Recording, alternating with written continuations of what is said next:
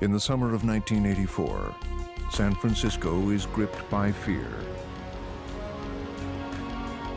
Neighbors, family, and friends are vanishing without a trace. Police are perplexed.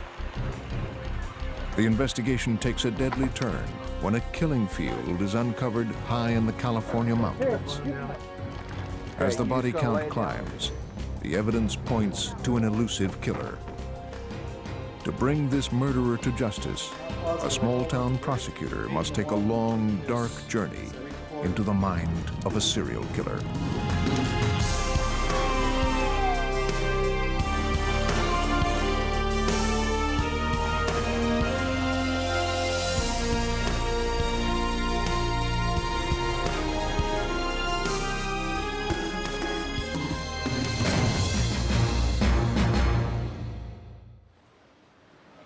On the morning of October 26, 1998, the longest and most expensive criminal trial in California history got underway. With an investigation spanning 13 years and a case file weighing over 2 tons, the burden of prosecuting one of California's most notorious killers would fall on Peter Smith, the district attorney of Calaveras County. A prosecutor's job is to seek justice. I think many people look at prosecutors and think their job is to convict and put people in jail or prison, and that's part of the job too. But it really is our responsibility to make sure the justice system, particularly the criminal justice system, is carried out fairly to the point where justice is always sought.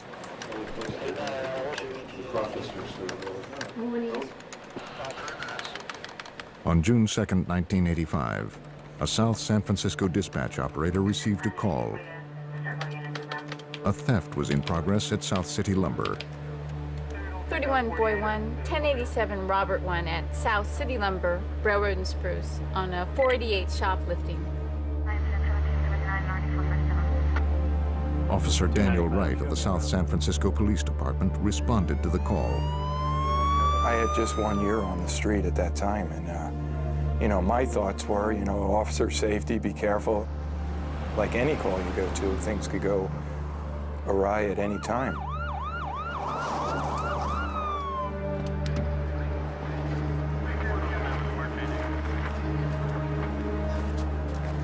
A witness told Wright he had seen an Asian male stealing a $75 table vise.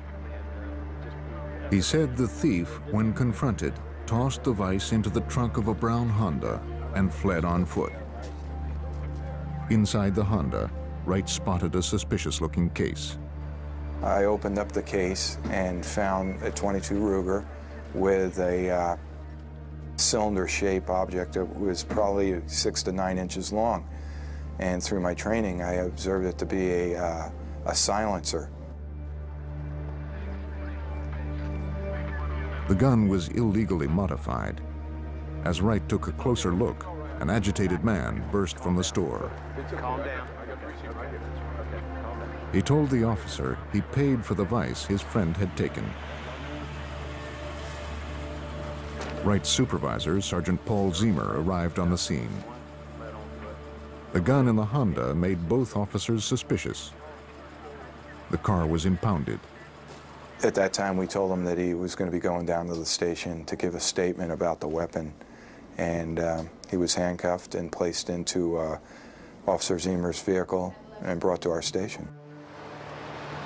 On the way to the station, the man told Zemer the shoplifter's name was Charles Ng. Dispatch, I got an ID on that Asian male subject. The officer used his radio to request a background check on Ng. November Golf. They got a hit. Ng was a former Marine, born in Hong Kong. He'd been convicted in military court for stealing automatic weapons from a military base in Hawaii. He had once escaped from a military prison. At the South San Francisco police station, the subject was placed in a secure holding room. He told the officer his name was Leonard Lake. He said he was a fugitive from justice and offered to make a statement. But first, he wanted a piece of paper, All right, sir. a pencil, and a glass of water. Write your statement. I'll be back in a few minutes. Oh, yes. Zemer left the room to summon Gary Hopper, the on-call detective that Sunday. When they returned, Lake was on the floor, convulsing wildly. Detective Hopper called the paramedics.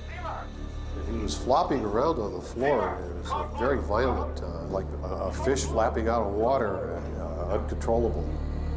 We had no idea what was happening at the time, whether it was like an epileptic seizure or just what was going on. Detective Hopper called the paramedics. Once the paramedics got him to the emergency hospital, we found out a little later that they were finding no activity at all in his brain, and he was apparently brain dead. An autopsy later revealed that Lake had ingested capsules containing cyanide.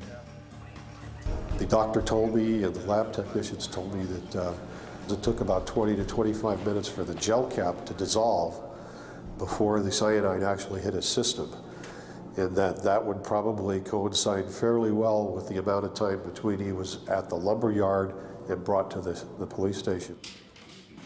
Rather than writing a statement, Lake had written a note to a woman named Lynn. The note read, "Dear Lynn, I love you. I forgive you. Freedom is better than all else. I'm sorry, Mom, Patty, and all. I'm sorry for all the trouble. Love, Leonard." Police were perplexed. Why had the suspect taken his own life? Whatever secrets Leonard Lake held, he took to the grave. The answer might lie with Lake's companion, Charles Ng.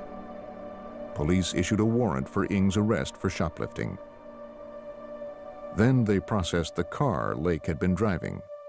When they ran the serial number on the Honda's engine block, investigators discovered that the car belonged to Paul Cosner. Cosner, a Bay Area resident, had been missing for 7 months. Hello? Detective Irene Brunn of the San Francisco Police Department investigated Cosner's disappearance. Cosner's sister had reported him missing months earlier. I'll be in a half hour. And she was quite distraught. Her brother had disappeared. He had had a date that evening with his girlfriend for dinner, who also lived in the same apartment building where he lived. He failed to show up for that dinner date, and in speaking to the girlfriend, Paul was going to show a car that he was selling through an advertisement in the paper. Cosner was only one of many strange cases involving missing persons in the Bay Area.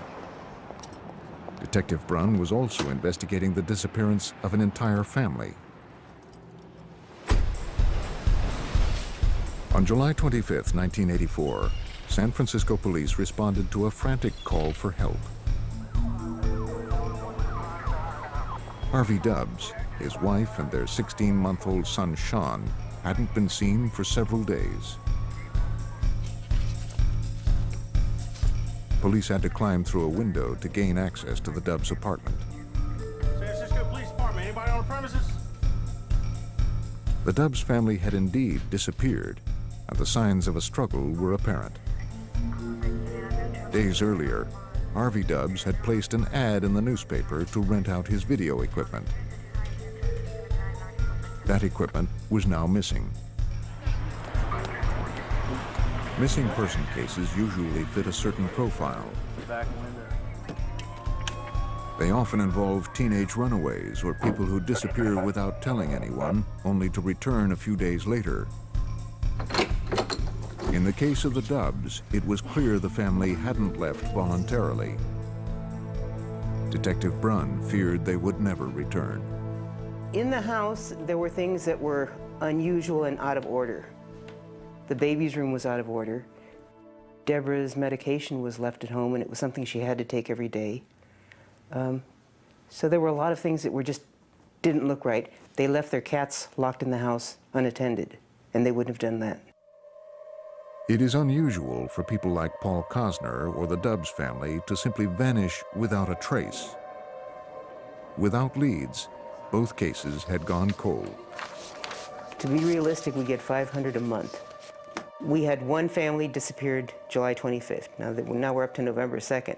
So because of the caseload, you know, you're not trying to pin cases together. The only similarity was a newspaper ad. Based on the discovery of Paul Cosner's brown Honda, Brunn and her partner reopened his case and searched the vehicle for clues. They found a driver's license belonging to a man named Scott Stapley. They found a stun gun and several unspent bullets on the floor of the car. A recent electric bill addressed to an unknown woman named Clara Lynn Balaz was found under the passenger seat. And in the roof of the car, investigators found a single bullet hole. Can you see that from up there, partner? The trajectory of the bullet indicated the shot was fired from the back seat. The investigators sprayed luminol around the interior of the vehicle. Luminol reacts with proteins in blood, making even traces of blood fluoresce. High-velocity blood spatter associated with a gunshot wound appeared on the roof next to the front passenger seat. Brunn and her partner now suspected they would never find Cosner alive.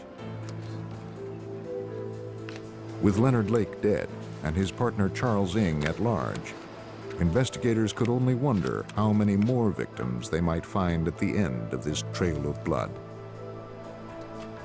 Leonard Lake's mysterious suicide had now launched a full-scale police investigation. Brunn and her partner drove to the home of Leonard Lake's mother, who lived about an hour outside of San Francisco. Hi, ma'am. I'm Detective Tom Eisenman with the police department. At the house, they were surprised to find Clara Lynn Balaz, the woman whose name appeared on the electric bill found in Cosner's car. Okay. Clara Lynn Balaz was Lake's ex-wife. They had been married for 3 years, but divorced a year earlier. It's been a long drive up. Detectives suspected she might be the woman Lake addressed in his suicide note. They asked Balaz how an electric bill in her name wound up in Paul Cosner's car. Balaz explained the address on the bill was for a cabin her family owned in Calaveras County in Northern California. Although Brunn and her partner were eager to search the cabin, Balaz claimed she was too busy to take them there until the next day. The detectives postponed their search until the following morning and instructed Balaz not to visit the property in the meantime. 10 o'clock. All right. Thank you very much. All right. Thanks. So we called the Calaveras Sheriff's Department and told them that we were going to be coming up the following morning and why we were going and if it was possible for them to have somebody keep an eye on the property. Calaveras County covers over 1,100 square miles of wild terrain. A force of 34 officers protected the entire county in 1985. There hadn't been need for more. The sheriff sent 2 deputies to watch the cabin, which was located outside the town of Wilseyville. A metal gate prevented them from driving onto the property. Because of their manpower shortage, they couldn't have somebody sit there for the next 24 hours, but they would make passing calls, which was reasonable. The following morning, Brunn and her partner arranged to meet Clara Lynn Balaz outside the Wilseyville post office. They were surprised when she arrived with Lake's mother. And at that point, Clara Lynn admitted that they had driven up the night before. And the pretext was that Leonard was very untidy and they wanted to tidy up the cabin. Concerned that Balaz and Lake's mother might have compromised evidence at the cabin, Brunn, her partner, and the Calaveras County sheriffs followed them to the property. The detectives asked Balaz about a cinder block bunker near the cabin. She said she didn't have the key and would not give them permission to search it. Lacking sufficient probable cause for a warrant, the detectives would have to limit their search to the cabin alone. But at this point, we were still more interested in getting into the house, so we didn't want to antagonize her because this was a consent search. Other than that, we would have had to stop and go get a search warrant at that point.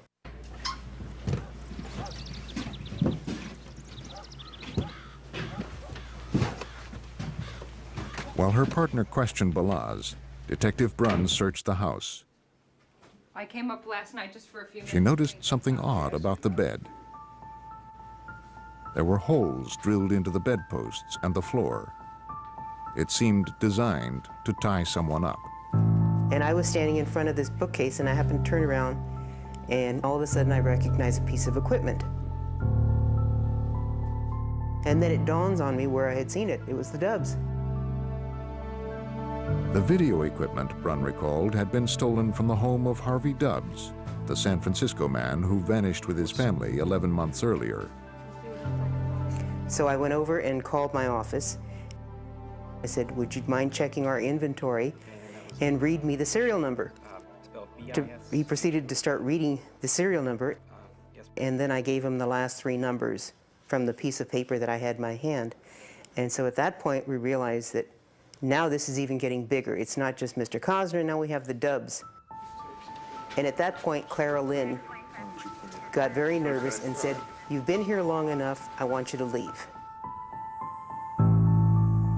To learn what other secrets the isolated cabin held, Detective Brunn would need to obtain a search warrant. The investigators left the property, but this time they made certain the cabin would be secure until they returned.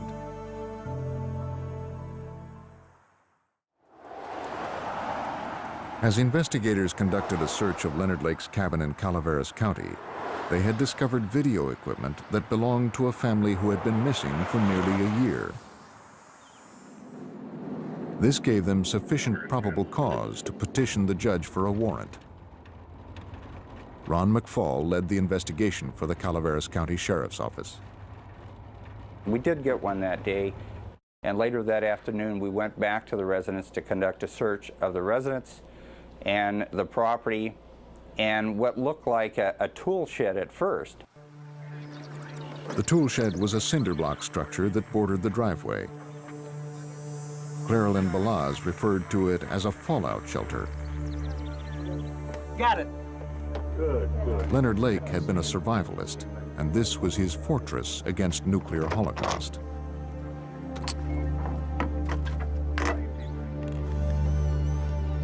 As the heavy doors swung open, investigators could only wonder what they might find inside. And we went into the tool shed, and we saw 21 photos of young ladies, 18 to 23 years old. And so we were, at that point, really concerned about who are these females, who are these ladies? Many of the photos were of young girls in various stages of undress.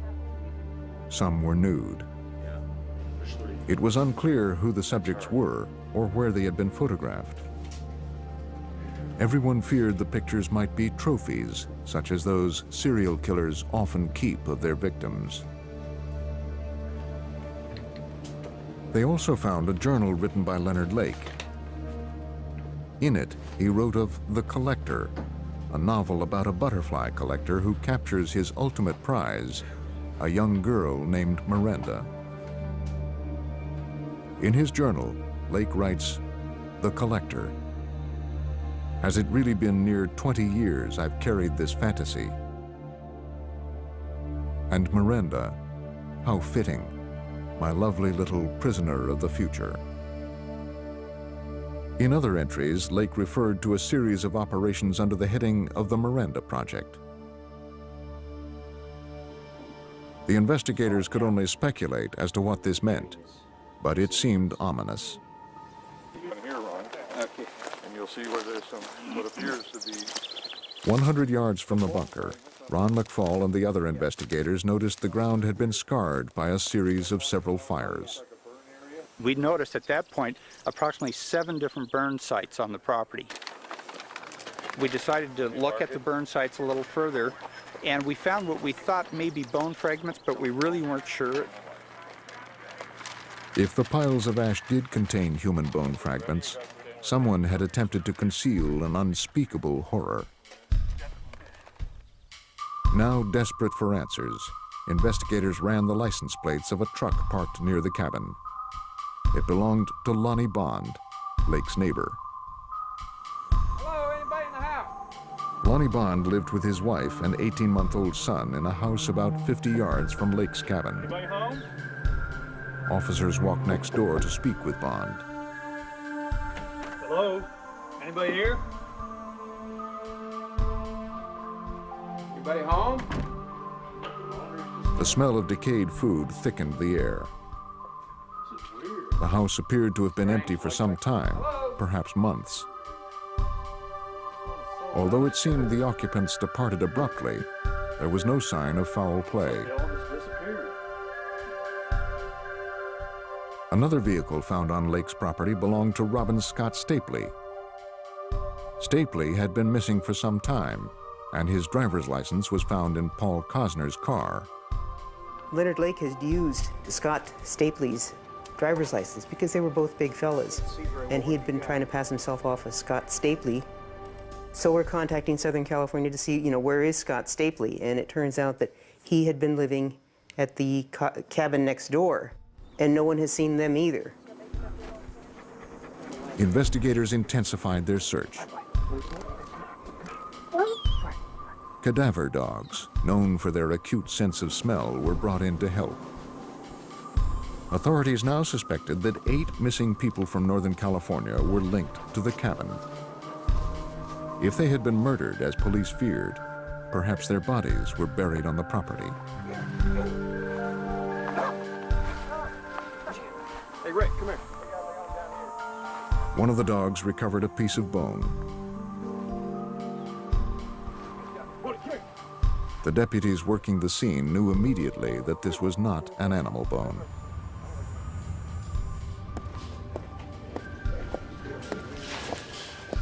With the discovery of human remains, what had been a missing persons case now became a homicide investigation. Investigators declared Leonard Lake's property a crime scene and assembled a task force to process the cabin and surrounding property. We're going to just brief you a little bit about what's happening. Due to the expanding scope of the case, the Calaveras County Sheriff's Office called in additional help. The location that we're talking about. Specialists from the San Francisco Police Department and the California Department of Justice arrived to help with the investigation. Again.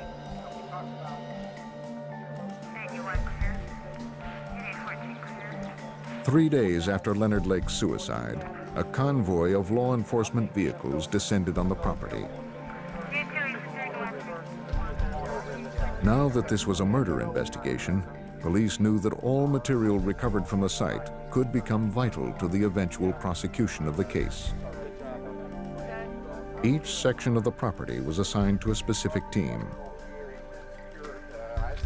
The teams began a thorough search of the 2 acres surrounding the cabin. In a clearing about 100 yards from the cabin, officers found a trench with loose dirt. They found the trench had been filled with personal belongings and debris. Hey, Officer Ballard, I got something. Sergeant Larry Copeland, an investigator for the Calaveras County Sheriff's Office, joined in the search for clues. Every button, zipper, jewelry even, everything that was taken out of there was turned over to the evidence officer, who took each one and individually photographed each and every piece of it. And we're talking hundreds. Everything excavated from the property was potential evidence. All of the items were collected and sent to the Calaveras County Sheriff's Office. They were meticulously cataloged. Investigators hoped that somewhere in this vast collection of evidence, they would find the clue that would untangle the mysteries hidden on Lake's property. If we felt there was any chance of it being used or something that either ourselves or the defense could use, we took it and booked it. Investigators sorted through the survival gear and supplies Lake had stockpiled in his so-called fallout shelter.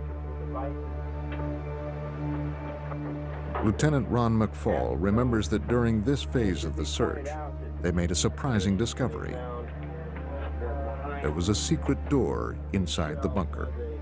It was a false door. You really couldn't tell just by looking at it, but there was shelving units, and after you wiggled the shelves, you saw that the door actually popped open. Beyond the shelves was a double door leading to a hidden room. Off to the side was another 3-foot by 6-foot compartment. The cramped space contained a homemade wood cot, a crude shelf holding some toiletries, and a roll of toilet paper. A small hole had been cut into the wall near the ceiling, possibly for ventilation. A typed list of rules was affixed to one wall. They included, "I must always be ready to service my master and must never speak unless spoken to. I must always be obedient and never look my master in the eye." From outside, investigators could see into the small room through a two-way mirror. They also noticed that the hinges of the door had been damaged. Top and at the bottom. You'll further notice the hinges are bent from obviously pressure from inside the door pushing out, trying to get the door open, both the top and bottom. Remembering Lake's journal, investigators feared that Lake had acted upon his fantasy of kidnapping and holding captive a human slave. Forensic specialists dusted for fingerprints and latent evidence. They hoped that if Lake had indeed kept a prisoner here, he or she had left behind some clue of their presence. They found nothing.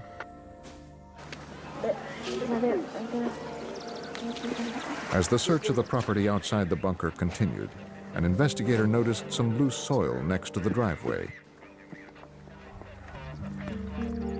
There, they found a 5-gallon plastic paint container.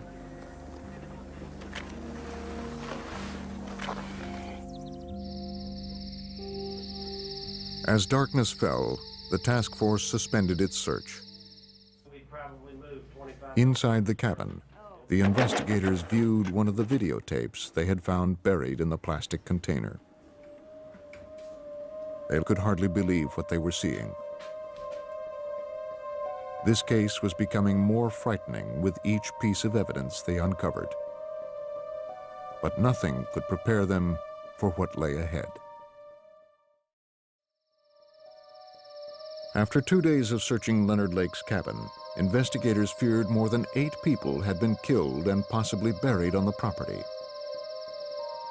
On the second night, the task force moved inside the cabin to view the videotape found buried in a plastic container.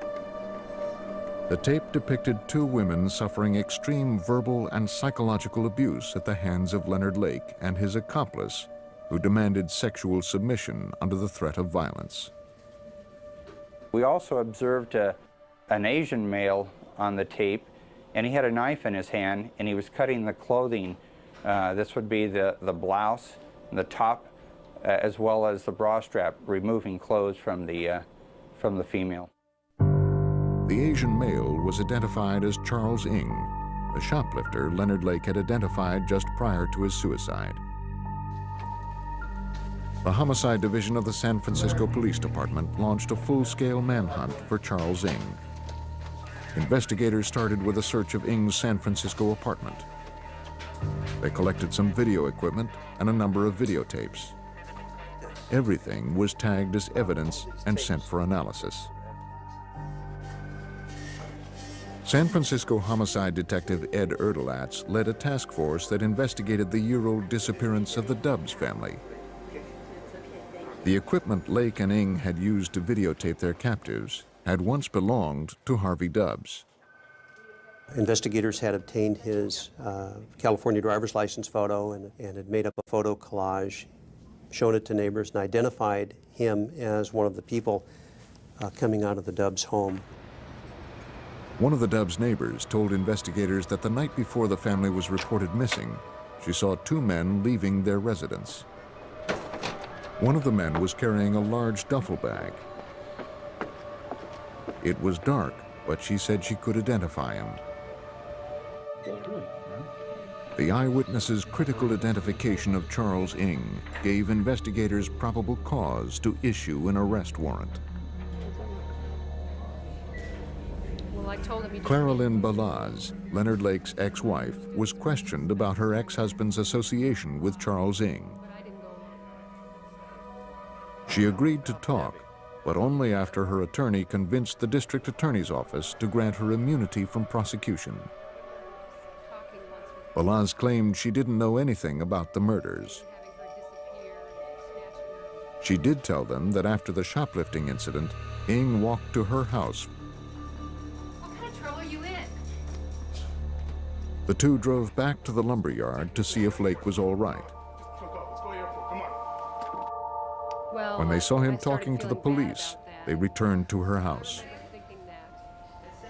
There they waited, expecting a call from Lake, who was now in police custody.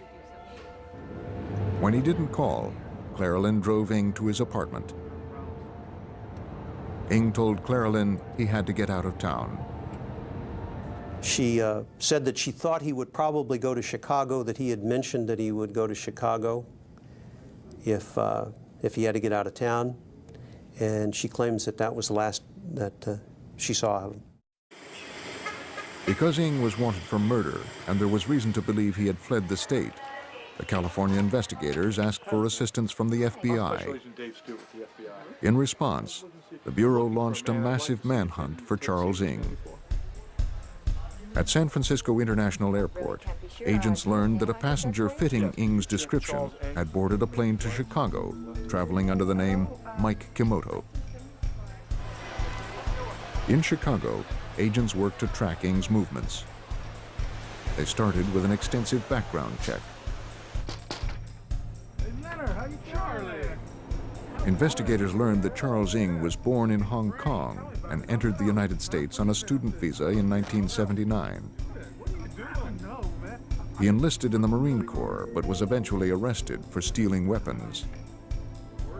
He escaped from prison and, on the advice of a friend, hid out with Leonard Lake and his wife Clara Lynn. Ng stayed with Lake and his wife for 6 months in Philo, California. At the same time, ATF agents were building a case against Lake for possession of illegal firearms. In the spring of 1981, they arrested both Lake and Ng. Lake skipped bail and began his life as a fugitive. Ng was sent back to prison to serve the remainder of his original sentence. Ng was released from prison in 1984 and immediately came back to the San Francisco Bay Area, was picked up at the airport by Clara Lynn Balaz, and rejoined his buddy Leonard Lake. Charles Ng was an experienced fugitive with a wide network of friends who could help him. To develop more leads, the FBI placed Ng on their 10 most wanted list. For the time being, agents focused on Ng's friends and acquaintances in the Chicago area. As the investigation into Charles Ng expanded, the body count in Calaveras County continued to climb. Not far from Lake's cabin, investigators unearthed 2 intact bodies wrapped in sleeping bags. Calaveras County Coroner Terry Parker was on the scene. They were mostly skeletal remains that were wrapped. You couldn't really make out if they were men or women because of the time that the bodies had been there. Due to the deterioration of the bodies, Parker could make only a cursory examination at the site. It appeared both victims had been gagged and handcuffed. He asked for help from the San Francisco Medical Examiner. San Francisco has a very good forensic department, and he was more than happy to come up and assist us. We removed the bodies, and transported them to his office for the forensic work where that was done. At autopsy, the San Francisco medical examiner determined both victims were males and that they had been shot to death. Using dental records, he identified the men as Lake's neighbors, Lonnie Bond and Scott Stapley. In Chicago, the FBI got their first lead. You know why we've arrested you today?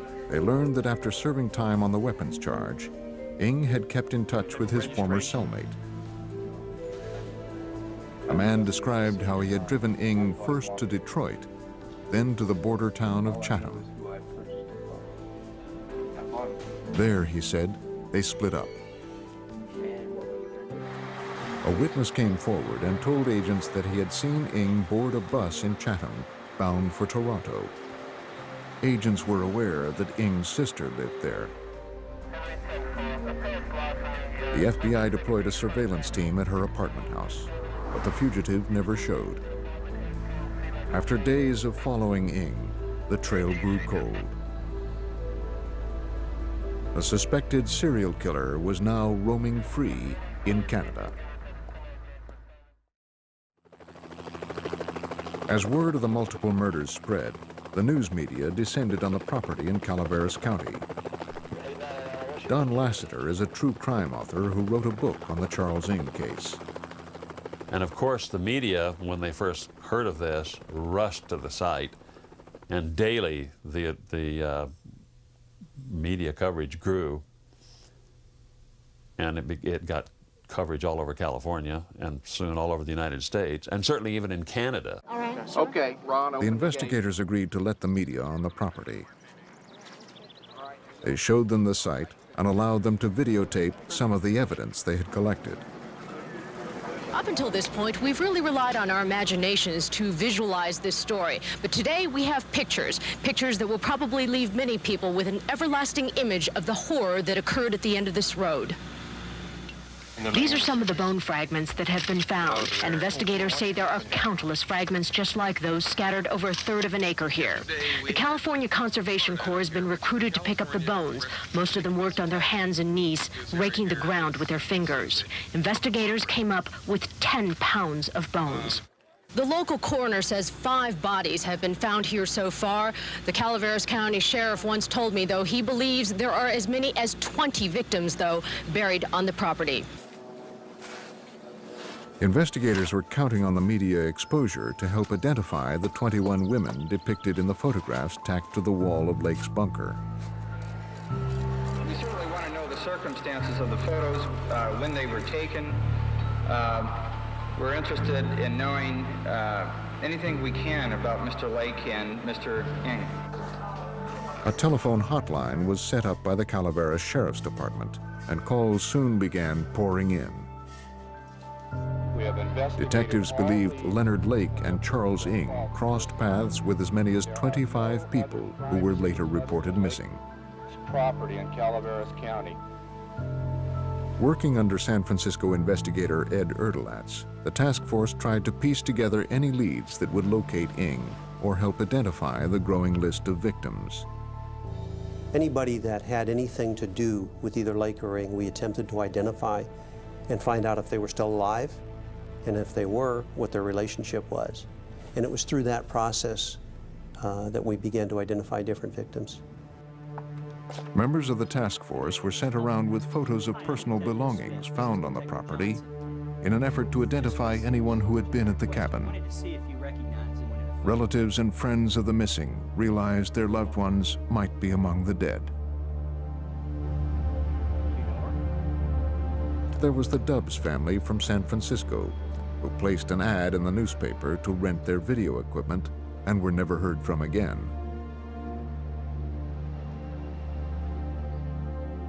Randy Jacobson, a friend of Leonard Lake's, was found buried near a chicken coop behind the cabin. Jeff Gerald, who worked with Ng at a San Francisco moving company, disappeared along with his friend Clifford Paranto, who worked at the same company. Ng's longtime friend Mike Carroll and his girlfriend Kathleen Allen had disappeared. Lake's neighbors were also missing. Lonnie Bond, Brenda O'Connor, and their 16-month-old child, Lonnie Jr. Their friend, Robin Scott Stapley, had vanished with them. And finally, Paul Cosner, whose car had originally led investigators on this trail of kidnapping and murder. The task force received one bit of good news. Hey, listen up, fellas. We finally caught a break on this one. We were able to ID all these women, and they're all still alive. Finding the girls alive was a relief, but Lake's property still held many mysteries. Agents feared they would never know the complete story of the Calaveras County murders unless they found Charles Ng. After weeks of searching, they still had not located the fugitive.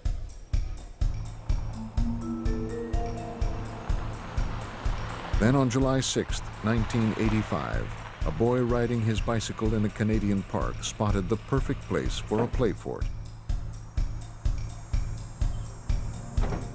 He was surprised to see a man living there.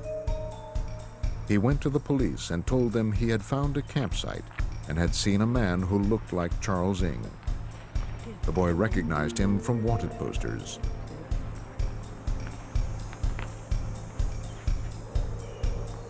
He led police to the makeshift shelter, only to find that Ng had fled.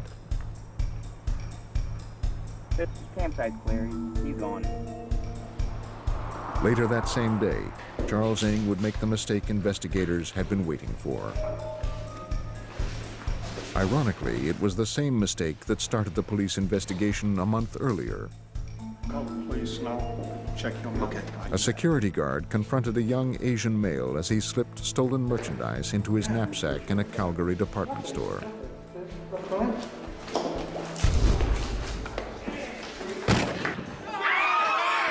As the security guard struggled with the gunman, he was shot in the hand. Still, he managed to wrestle the weapon from the shooter and hold him until police arrived. Charles Ng was captured and booked on charges of attempted murder, robbery, and possession of a firearm. This is Channel 10, Eyewitness News, Night Watch. Good evening, Popping Night Watch. Charles Ng is in a Canadian jail tonight, and the worldwide manhunt has ended for the prime suspect. In more than a News dozen of Ng's arrest in Canada reached the sheriff's office in Calaveras County. Ng was captured by security guards in a Calgary department store, but not before he engaged them in a brief gun battle and wounded one of the guards. Ng was quickly subdued by store patrons and was taken into police custody. San Francisco Police Inspector Ed Erdelatz was eager to question the suspect. He flew to Calgary, where Ng was being held in a maximum security prison. And we spent quite a few hours with Charles in the detention center in Calgary. And although he did talk with us, most of his responses were 1- and 2-word answers, very little dialogue, and primarily denial. We could have gone into a lot of things had he been willing to talk to us about those things, but that didn't occur. The murders, Ng claimed, were all the work of Leonard Lake. When pressed, Ng did admit to Erdelatz that he had helped Lake dispose of the bodies of Lonnie Bond and Scott Stapley the day after they were murdered. In Calaveras County, the district attorney's office indicted Ng on 12 counts of first-degree murder, making it possible for the prosecution to seek the death penalty. But Ng's flight to Canada had created a significant obstacle. District Attorney Pete Smith explains. There was an extradition treaty between the United States and Canada at the time, and in that extradition treaty, there was a condition that nobody would be extradited from Canada back to the United States who faced the death penalty. There were some exceptions to the treaty, however. Do you think we can work around that? If the district attorney's office could prove to a Canadian court that Ng was guilty of multiple murders, Canada would be required to hand over the suspected killer. Before the extradition hearing could begin, Ng would have to stand trial in Canada on shoplifting and assault charges. In order to delay his extradition, Ng waived his right to a jury trial and asked for a speedier bench trial. He received a 4.5-year sentence. Until he completed that sentence, the Calaveras County District Attorney could not initiate the complicated extradition process. Even if they could prove their case, they would have to wait over 4 years before they could begin. While the Calaveras County District Attorney's Office built their case against Charles Ng, the search for evidence continued at Leonard Lake's cabin. By this time, 5 bodies had been found and identified. Hundreds of personal effects had been recovered. More than 40 pounds of unidentifiable human remains had been unearthed. Investigators believe that as many as 25 missing persons had been linked to the cabin. As the evidence against Ng continued to grow, he used his time in a Canadian prison to try to fend off any attempts at extradition. He knew if he was successfully extradited back to the United States, he would have to face a murder trial and the possibility of the death penalty. He began to educate himself on the American legal system. For a boy with limited education raised in Hong Kong, he was remarkably adept at knowing the legal system here and how to deal with it.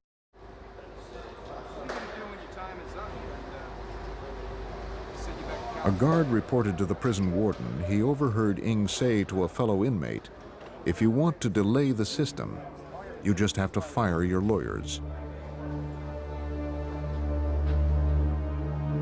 On October 17, 1988, the extradition hearings finally began. Ng lost the case and appealed all the way to the Canadian Supreme Court. His appeal was denied. Within the same day, Charles Ng was placed on an airplane in Canada and flown back to California. But the pursuit of justice was far from over. Charles Ng had used his time in Canada to arm himself with enough legal knowledge to wage an all-out war on the American judicial system. On September 26, 1991, suspected serial killer Charles Ng was finally returned to California. The Calaveras County District Attorney charged Ng with 12 counts of murder. Detective Sergeant Randy Grassmuck transported Ng daily from the California Department of Corrections to the Calaveras County Courthouse. We had high security. We had our SWAT team up on the roof for a while. We had heard that somebody wanted to kill Charles Ng. Well, let's face it, the last thing we wanted to do as Calaveras County Sheriff's Department was lose Charles Ng. Calaveras County was not prepared to handle a prisoner like Charles Ng. Their courthouse wasn't secure enough to hold a maximum security prisoner. The county had to build a special cage to house Ng during his legal proceedings. From the moment Ng arrived in the county, he was intent on wreaking havoc and creating delay.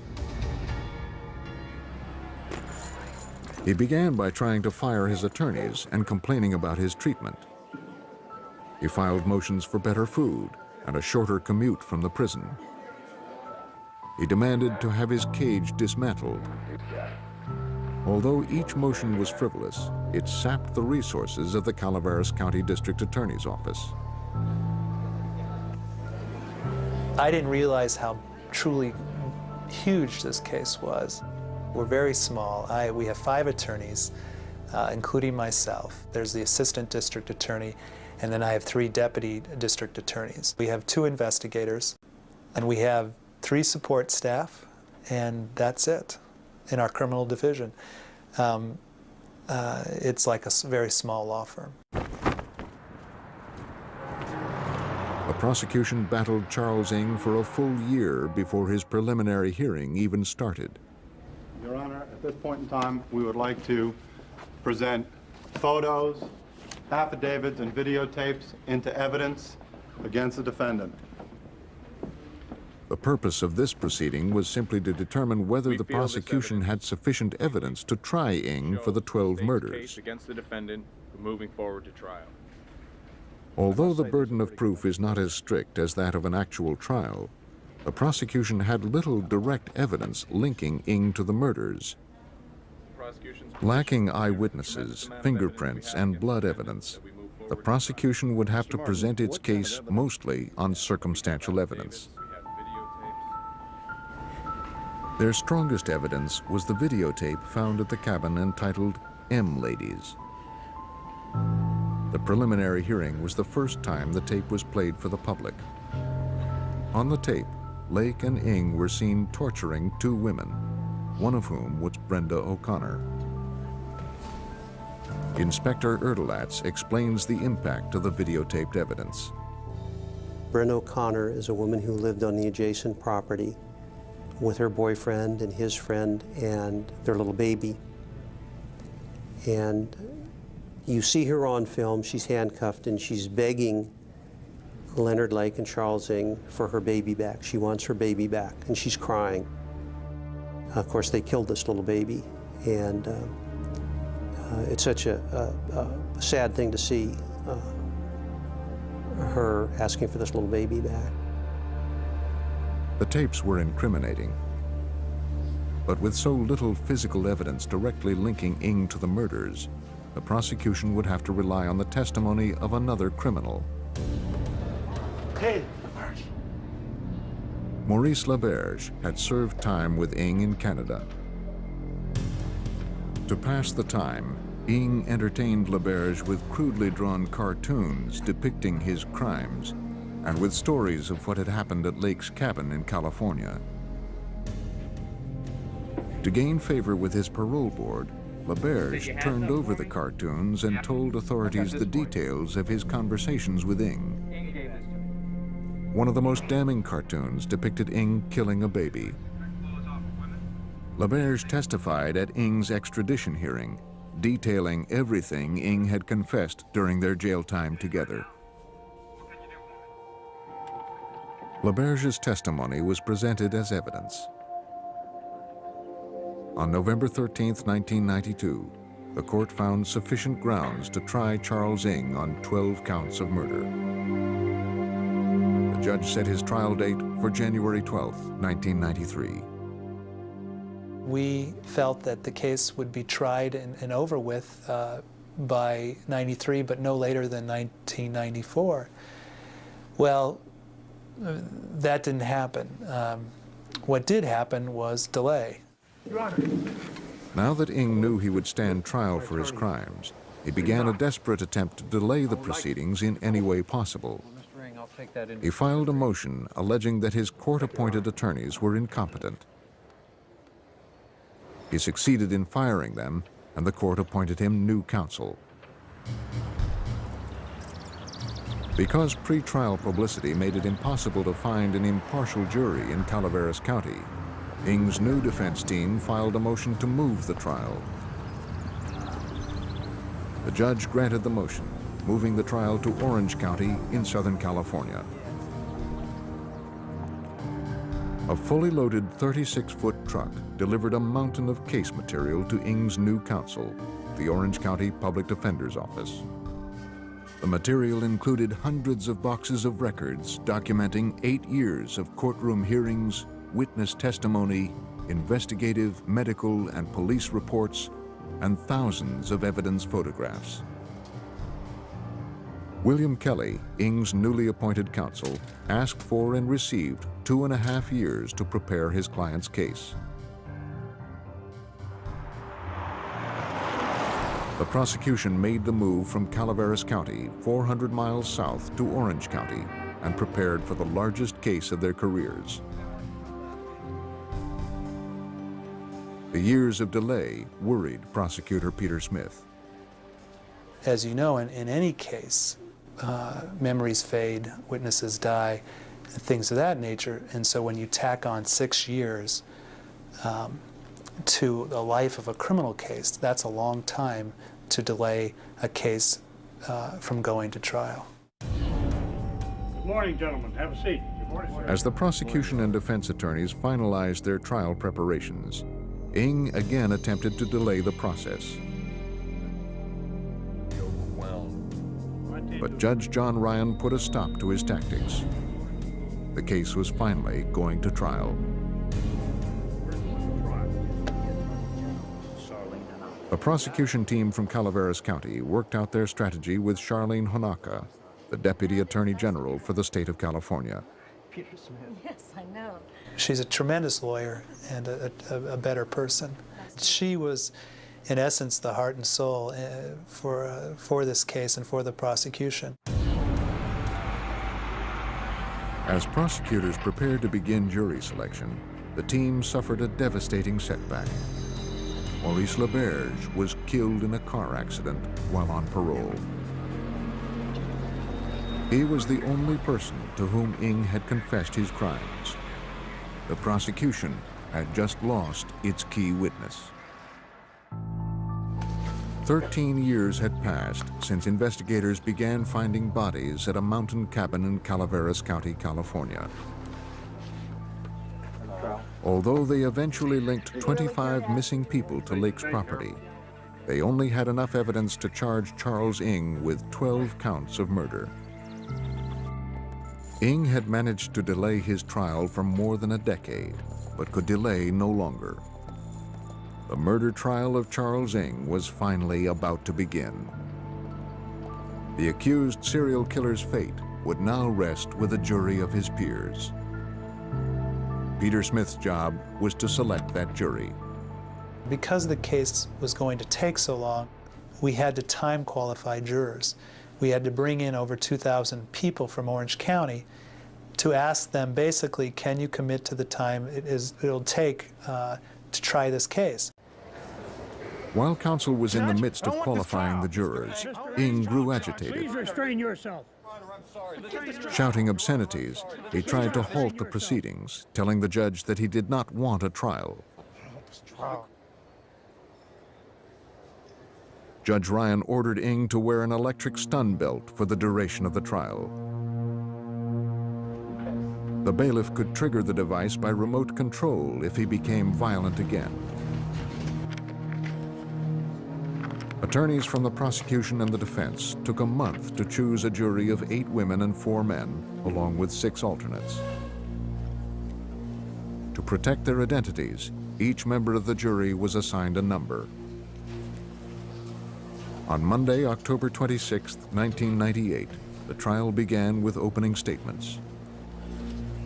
For both the prosecution and the defense, opening statements serve as an outline telling the jury what they are trying to prove and how they intend to prove it. With the years of waiting over, Charlene Honaka rose to make the opening statement for the prosecution. What the evidence in this case is going to show is that this defendant, with Leonard Lake, planned and committed the 12 charged murders in this case. This is a chart which lists the 12 counts. The evidence will show that between a time frame from July 1984 until 1985, these 12 victims disappeared from the face of the earth. And this trial will tell you the story of what happened to them. Honaka described the property in Calaveras County as a killing field and a mass graveyard. Direct evidence connecting this defendant. She then told the jury about the M Ladies tape found buried near the cabin and how they depicted a partially nude Ng demanding massages from Kathleen Allen and cutting the clothes off of Brenda O'Connor. We're going to play for you 2 segments from that videotape as a means of demonstrating the evidence and in helping you understand. The videotape was the centerpiece of the prosecution's case. It showed the jury exactly who Charles Ng was, a man who not only tortured women, but who recorded his acts on videotape so he could relive them again and again. The videotape's dramatic. It is the most incriminating piece of evidence I've ever used in a case. It is also the most emotional piece of evidence I've ever used in a case. You can sense the terror and the fear those two victims had when they realized the situation they were in. Because this was the strongest physical evidence linking Ng to the murders, the prosecution planned to use the videotape throughout the trial to prove Charles Ng's guilt.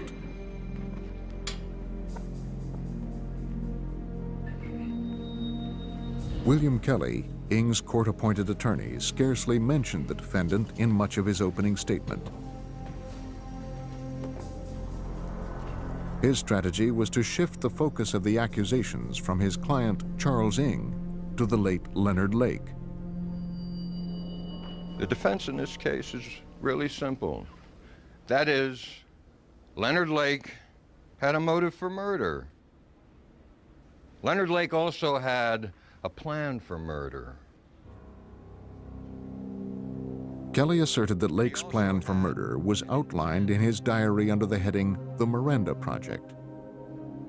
He then read the jury excerpts from Leonard Lake's journal. Kelly suggested that Lake's conspirator was not Ng, but Claralyn Balaz, Lake's ex-wife. He asserted that she knew about the Miranda Project and even recruited potential victims. Nobody's going to walk in here, sit down in that jury box, point a finger at Charles Ng, and say, I saw Charlie Ng murder somebody. It's not going to happen. With very little physical evidence placing Ng at the murders, Kelly intended to discredit the prosecution's circumstantial case and prove it was Leonard Lake, not Charles Ng, who murdered the 12 victims. He asserted that Ng killed no one. The prosecution called Sergeant Larry Copeland of the Calaveras County Sheriff's Department to the stand. Can you tell us how long He told the jury about a startling discovery he made while analyzing the videotapes confiscated from Ng's San Francisco apartment. And I'd put this tape in and push play, and it started with the credits. So I thought, well, gee whiz, someone didn't rewind this tape. So I pushed rewind, but I didn't push stop first. I just pushed rewind. So it started playing in reverse. And then all of a sudden, right at the end of the tape, it went, whoop. What Copeland discovered was a still image of 2 bodies in a wheelbarrow. The image was entered into evidence. Is that correct? Yes, it is. The medical examiner was sworn Would you take a in. look at these photos for me? He was asked to identify 2 photographs of bodies found at the cabin. Yes, I believe that's the remains of Scott Stabley. And this next one? Those remains are from Lonnie Bond. He went on to I'd like explain to the way in which Lonnie Bond and Scott Stapley were bound, gagged, and wrapped in sleeping bags. The sleeping bags matched those on the tape. The medical examiner testified that the bodies on the tape were in full rigor mortis. A lot of the victims have been bound. Rigor mortis occurs shortly after death when the blood flow is interrupted. It only lasts for a few hours until the body begins to decay. In Canada, Ng told Inspector Erdelatz he helped bury Bond and Stapley 24 hours after they were murdered. Whoever had taken the picture had done so immediately after they were killed. The single frame on the videotape found at Ng's apartment linked him to the murder of Lonnie Bond and Scott Stapley. Because so few of the remains found on the property could be identified, the prosecution relied on hundreds of personal effects discovered at Ng's apartment and the cabin to link him to the victims. These items were photographed and entered as evidence. The district attorney's lead investigator, Mitch Herdlicka, was in charge of witnesses' testimony for the prosecution. Well, we had over 200 pieces of evidence that we used in the guilt phase of the trial, and we had about 75 witnesses that we had to bring in from various parts of the country as well as Canada to prove that those items belonged to the people who had gone missing and the victims in our case. The prosecution then attempted to establish a link between Kathleen Allen and Charles Ng. Kathleen Allen was one of the women on the M Ladies tape who was tortured by Lake and Ng. Although her body was never found, several of her personal effects were unearthed near the cabin. The prosecution asked her sister to identify a heart-shaped pendant. Ms. Allen, I know this may be very difficult for you, but I want you to look very closely at this necklace and tell me if you recognize it. It's a necklace Kathy used to wear all the time. Thank you. Your Honor, we'd like the record to show that the witness identified the necklace as belonging to the victim, Kathy Allen. So ordered. And at this time, the people would like to move that we place this in evidence. The prosecution then began to construct the timeline of Kathleen Allen's disappearance to explain how she got to the cabin. On April 14th, 1985... Her former supervisor discussed an odd phone conversation she had while at work. Yes, sir, I did. And can you tell us about that conversation? Yes. She said she got a call, and she said she wanted to join her boyfriend because he got a gunshot wound. Kathleen Allen worked at a grocery store in Milpitas, California. Her boyfriend, Mike Carroll, had met Charles Ng while serving time in Leavenworth Federal Prison. Mike called Kathleen to say he was in Lake Tahoe and had been shot. He was sending a friend to pick her up and bring her to him. Kathleen told her supervisor what Mike had said and asked for some time off. And what happened after that? A man came by to pick her up. In a what? In a brown or bronze Honda, I think. Did you have an opportunity to see the driver?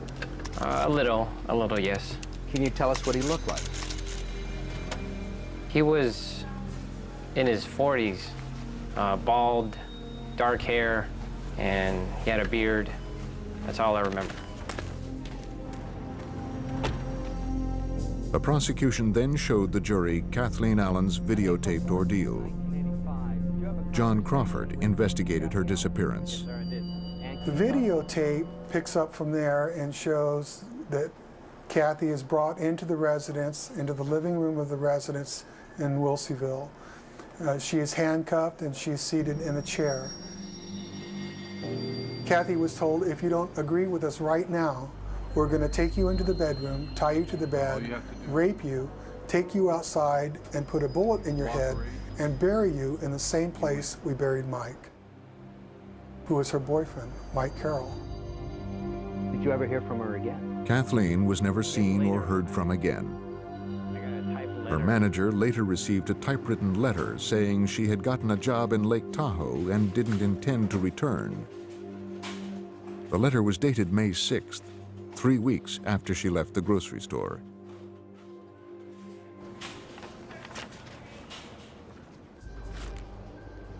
Many of the victims' co-workers, families, and friends received typewritten letters from the victims to explain their absence. A comparison of the letters showed they all originated from the same typewriter.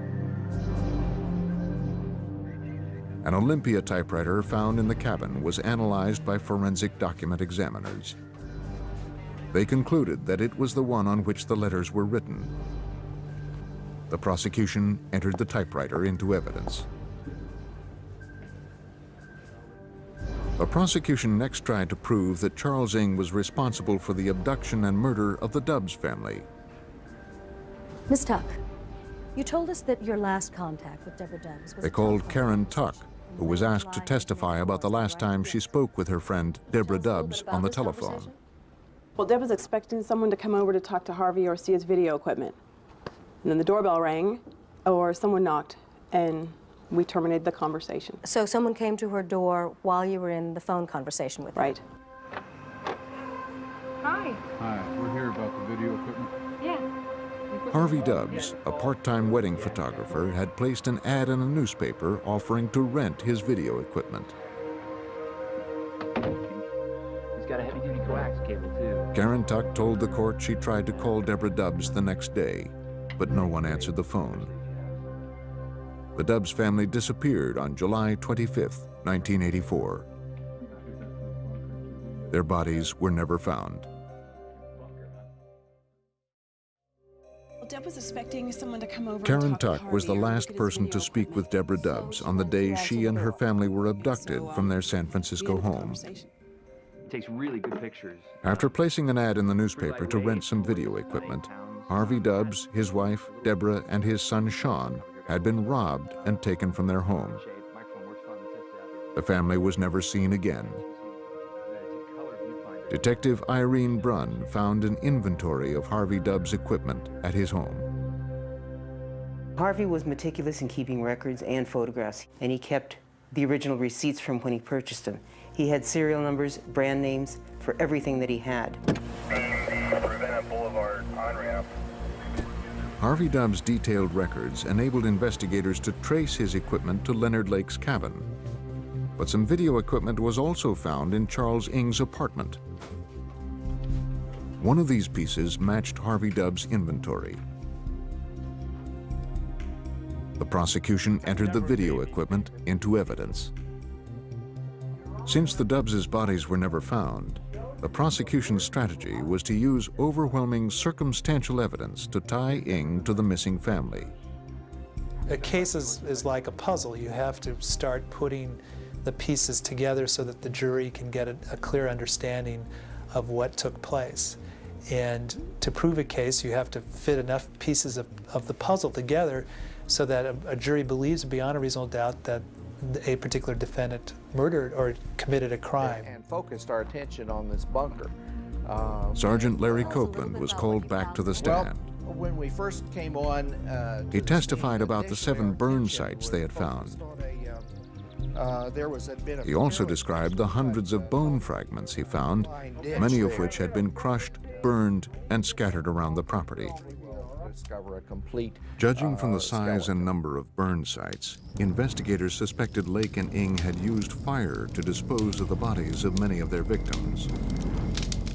The condition of the remains would make it impossible to identify all the victims. No one had witnessed any of these crimes, but the prosecution's next move was to put Ng's confessor on the stand. During his Canadian prison term, Ng told Maurice LaBerge he helped Lake abduct victims and burn their bodies. LaBerge was the prosecution's key witness. His first-person account on the drawings Ng gave him would cement their case. But LaBerge died before the trial began. At the extradition hearing in Canada, LaBerge testified about everything Ng had told him. In a calculated move, the prosecution argued to have the written transcripts of LaBerge's Canadian testimony read into the record. Despite the defense's strong objections, the judge ruled to admit the transcript. Sergeant Raymond Monroe of the Royal Canadian Mounted Police took the stand and read LaBerge's prior testimony. The defendant. In the transcript, LaBerge described how Ng gave him the grotesque cartoons and spoke of the crimes he committed, including the videotaped sessions with Kathleen Allen and Brenda O'Connor. Following statement. He told me that the videotape shows a female complaining that it's too warm, and he had a butterfly knife, he called it. He flicked it open and cut her clothes off. Thank you. Maurice LaBerge was a career criminal who served repeated terms for robbery and sexual assault. On cross, Kelly attacked LaBerge's credibility. Isn't it true that Maurice LaBerge had an extensive criminal history? Objection, Your Honor. We've already established that. Overruled. Thank you. Sir, isn't that correct? Yes, sir. And isn't it also true that as part of an agreement with the Canadian government to enter the witness protection program that Maurice LaBerge received $36,000. I believe that was the deal that we struck with him, yes. Kelly implied that LaBerge's testimony had been bought and paid for. Sexual assault and robbery? Yes, it is. And do you recall offhand what, if any, contents were retrieved from the automobile at the site of the accident? There was $20,000 in cash found in the vehicle. $20,000 in cash? Kelly's cross-examination had been successful in insinuating that LaBerge would say anything for money. You're a career police officer. Although the prosecution's key witness had taken the stand by proxy, they now feared the defense attack had destroyed his credibility. Isn't it true? Sergeant Monroe was one of the prosecution's last witnesses. Numerous convictions. After presenting their case for 12 days, the prosecution rested. On November 17, 1998, William Kelly began presenting Ng's defense to the jury. He had a relatively simple strategy to prove that Leonard Lake was the real killer and Ng was just a bystander. First, Kelly called a series of women to the stand. Yourself to the jury, please. Each testified as to their bizarre sexual encounters with Leonard Lake. The women spoke of his interest in bondage and taking lurid photographs. One woman had a year-long relationship with Lake and posed for dozens of photos. She explained she left him because of his frightening fantasies involving sex and death. So that would have been 15 years ago?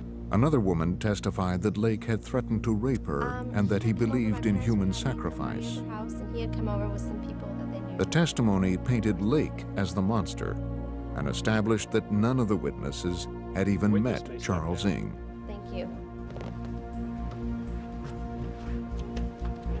Another witness testified that he had seen Lake verbally abuse Ng, usually working as sort of his assistant or helper. helping the defense establish that Ng was subservient to Lake. By calling witnesses who had often seen Balaz with Lake at the cabin, the defense attempted to show that Balaz herself was an accomplice to Lake. Kelly also used this testimony to demonstrate that Ng spent little time at Leonard Lake's cabin. The defense's strongest proof that Lake planned to kidnap, torture, and murder his victims was his journal. It was here that Lake outlined the so-called Miranda Project. While the jury was out, Kelly moved to enter an edited version of the journal into evidence. Because the edited version eliminated references to Charles Ng, the judge resisted. I believe the court should eliminate misleading evidence. And this edited diary could do just that, if it is intended to show that Leonard Lake killed all 12 victims without the help of Charles Ng. I believe the diary needs to be excluded. Most of it is just pure junk. But the diary shows that Lake was thinking of the fantasy for 20 years. The jury knows what Lake planned. This edited diary is inadmissible. Kelly's attempt to put Leonard Lake on trial appeared blocked. But he countered the prosecution's strategy with his next witness. In his opening statement, Kelly asserted Claralyn Balaz knew of the Miranda Project and helped Lake recruit women to photograph. Kelly believed she played a far more active role than she admitted and asserted it was Balaz, not Ng, who was Lake's accomplice. The prosecution had not called her as a witness, so as Balaz took the stand, everyone in the courtroom, including the prosecution, wondered what she would say. Then Kelly read the immunity agreement. I'll read it to the jury.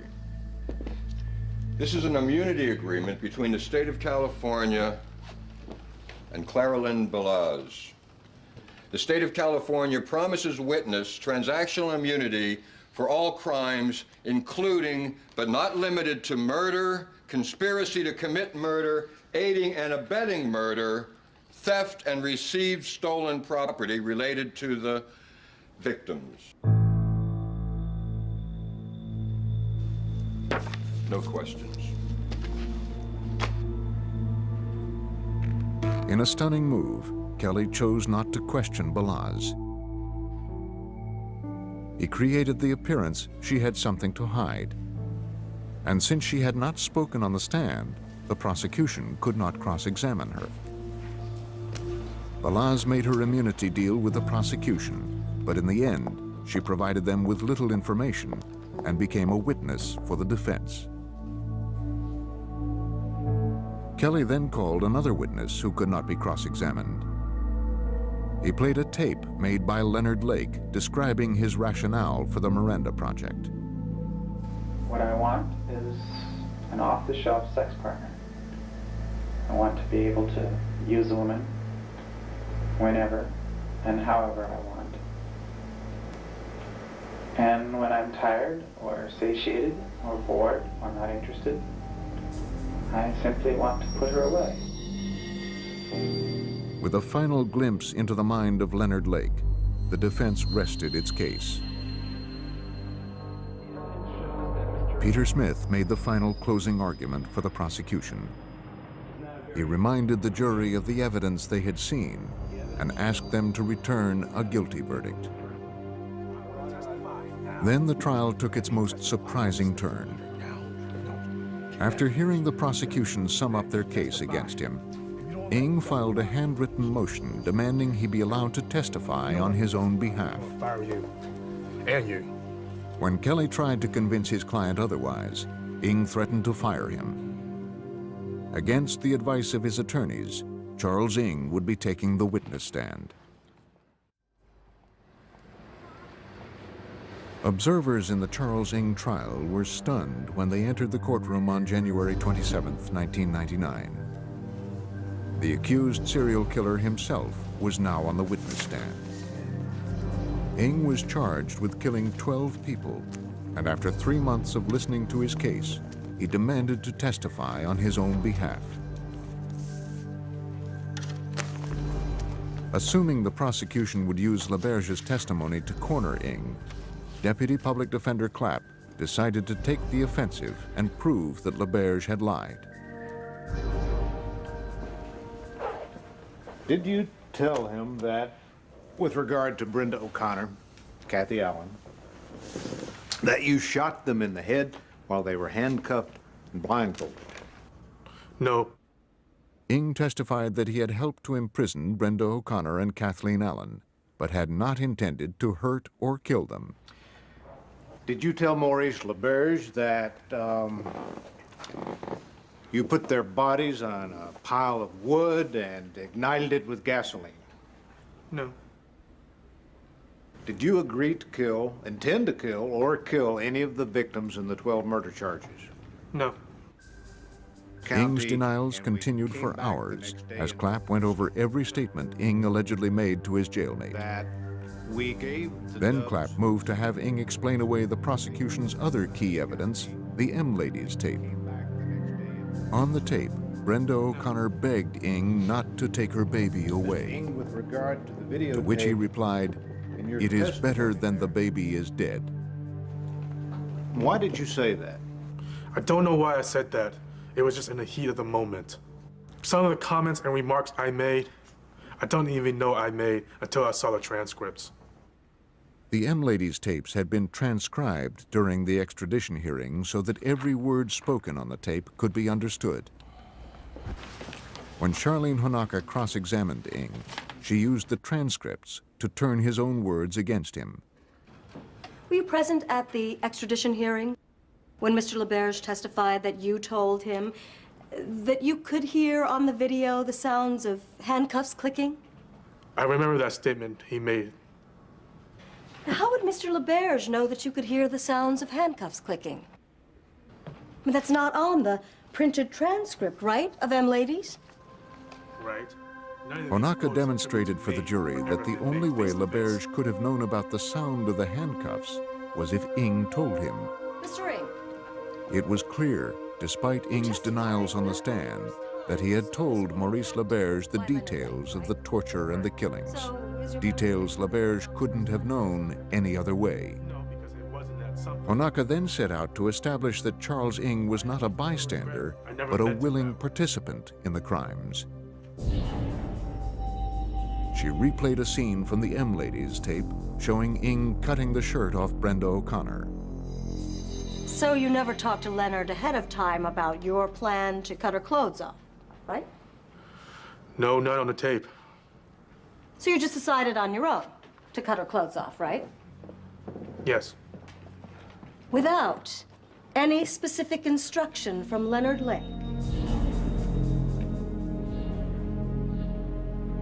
Onaka again turned to the videotapes. She played a portion of the tape where Ng tells Leonard Lake that a gun is on the table. You told Leonard at one point that the piece was on the table, right? Yeah, I remember saying something like that. What did you mean by the piece? Oh, just wanted to let him know the gun was on the table in case Kathy might grab the gun and shoot him with it. Well, now, she's handcuffed, right? Yes. And she's got leg manacles on? Yes, I believe so. And there are two of you and one of her, right? Yes. And the reason you told Leonard that the gun was on the table is because you were afraid Kathy might pick it up and shoot him? Something like that. Onaka had shown that Ng was more than a bystander to Leonard Lake's crimes. Thank you. He was an active participant who sometimes even directed Leonard Lake. Because Ng took the stand after the prosecution closed, the judge gave them the opportunity to restate their closing arguments after Ng's testimony. It's never Ng's fault. He always lays the blame on someone else. He was not under the control of Leonard Lake. He was his own person. He was making his own independent choices and doing the things he wanted to do.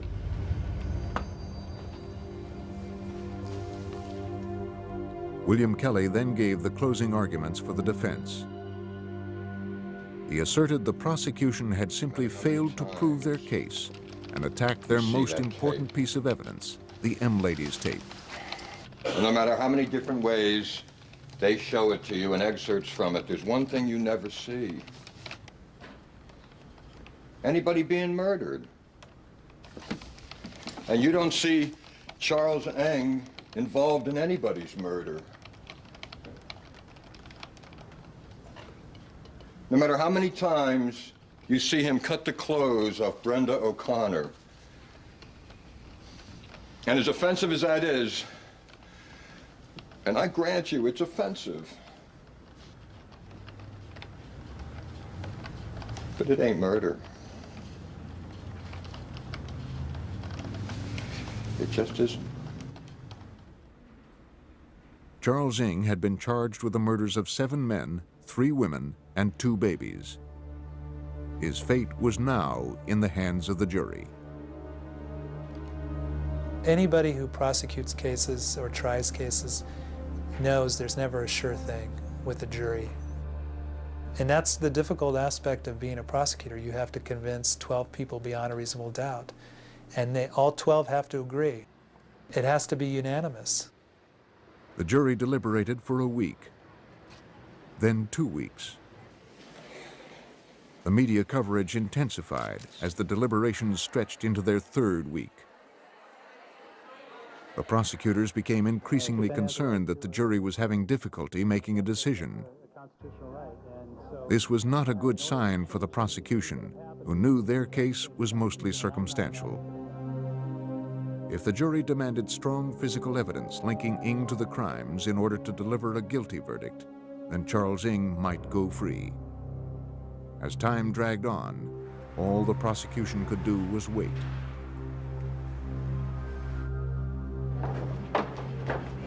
On February 24, 1999, after 3 weeks of waiting, the jury informed the judge they had reached a decision.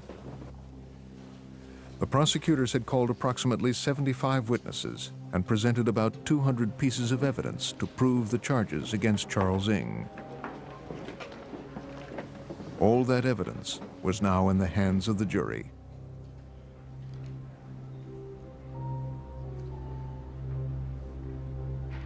Has the jury reached its verdict?